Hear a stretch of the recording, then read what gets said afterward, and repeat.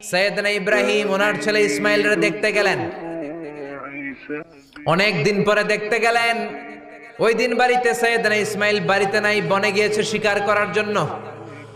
বাড়িতে সৈয়দনা ইসমাইলের বিবি সৈয়দনা ইব্রাহিম ঘরের দরজার বাইরে থেকে সালাম দিয়ে বললেন, আসসালামু আলাইকুম। ভেতর থেকে কর্কশ গলায় একটা মেয়ে সালামের উত্তর দিয়ে বলল, ওয়া আলাইকাস সালাম।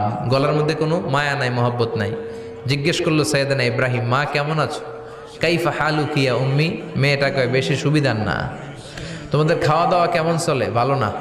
তোমার জামাই কই? বনে গেছে। এবার মেয়েটা বলতেছে, আমনে কেডা?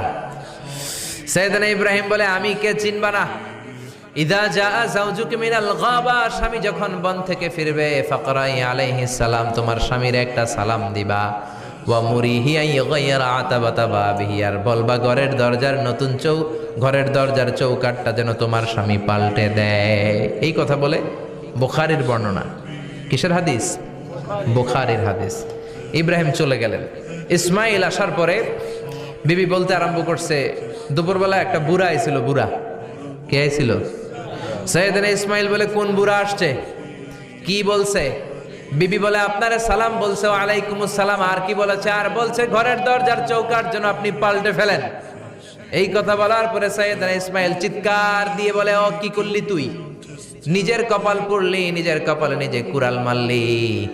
অমিয়া, চোর বোঝে চোরের সিগনাল, পুলিশ বোঝে পুলিশের সিগনাল, নবী বোঝে নবীর সিগনাল। ঠিক কিনা? সৈয়দনা ইব্রাহিম যা বলছে ইসমাইল আলাইহিস সালাম ধরে ফেলছে। ডেকে বললে, এটা বুড়া না, এটা তোর শ্বশুর। এইটা আমার বাবা ইব্রাহিম খলিল। আমার বাবা যা বলেছে, সিগন্যালটা তো গ্রিন সিগন্যাল না, এটা তো রেড সিগন্যাল। এটা তো বিপদ সংকেত। আমার বাবা যা বলেছে এর মানে হলো তোরে যেন আমি তালাক দেই। Get out, get out. I divorced you. তোরে তালাক দিয়ে দিলাম। বাবার খুশির জন্য তালাক দিয়ে দিস।